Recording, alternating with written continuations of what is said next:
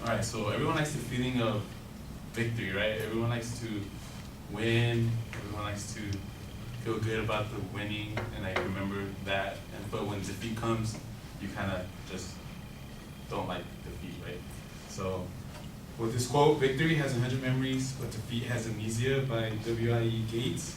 I'm like 50-50 with it because in a way it is good to want to forget defeat, but sometimes you have to embrace the defeat and learn from it and grow on it. So I'll be talking about how this could relate with like sports and with school.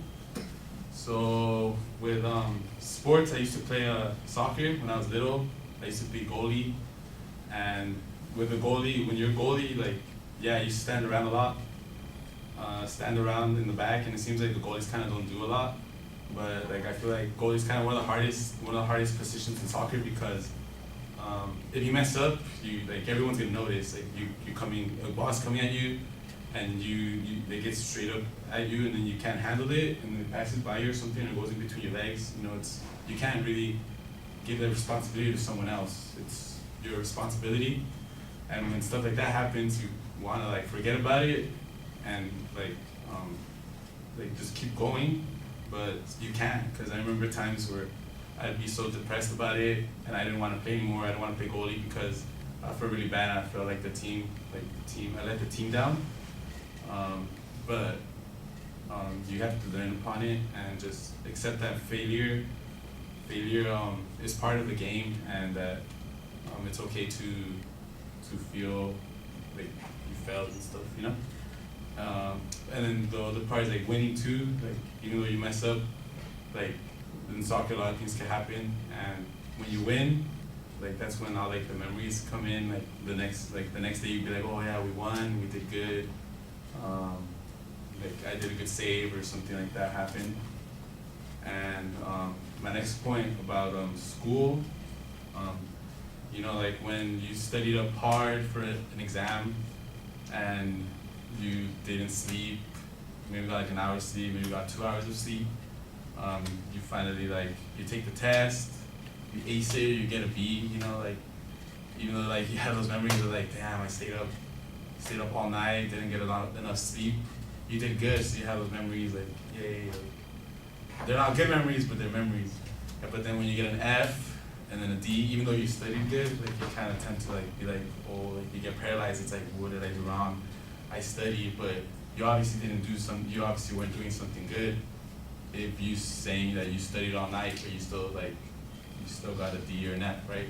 So you tend to like just not think about it, even though you should like go back and think about what you did the night before. Maybe you should have studied the night, like for 2 nights instead of like procrastinating or something like that. So in conclusion, I think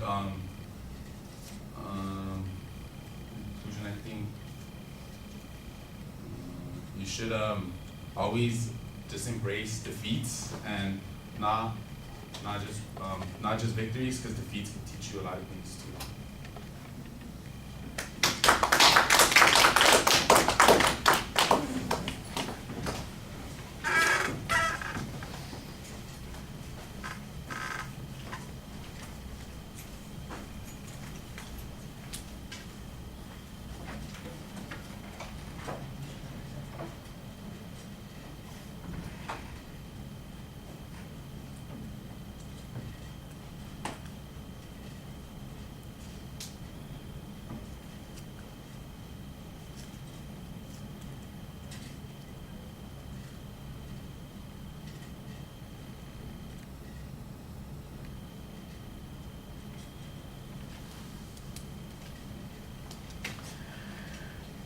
All right, the shared experience at the beginning is okay. You do try to parse your quote a little bit at the beginning, suggesting that it's going to be a 50-50 perspective that you have on it. In the end, though, I do think that you had come up with a much more effective point that you're trying to make, and suggest that we do need to embrace our defeats and learn from them as well. The 2-point preview was perfectly fine. It was easy to tell where you were headed. You had nice detail on the first point. You're talking about something that you're familiar with. You kind of talk about it from your perspective. There's not a detailed example that goes with it, but we do know a sense of how you feel about that particular issue.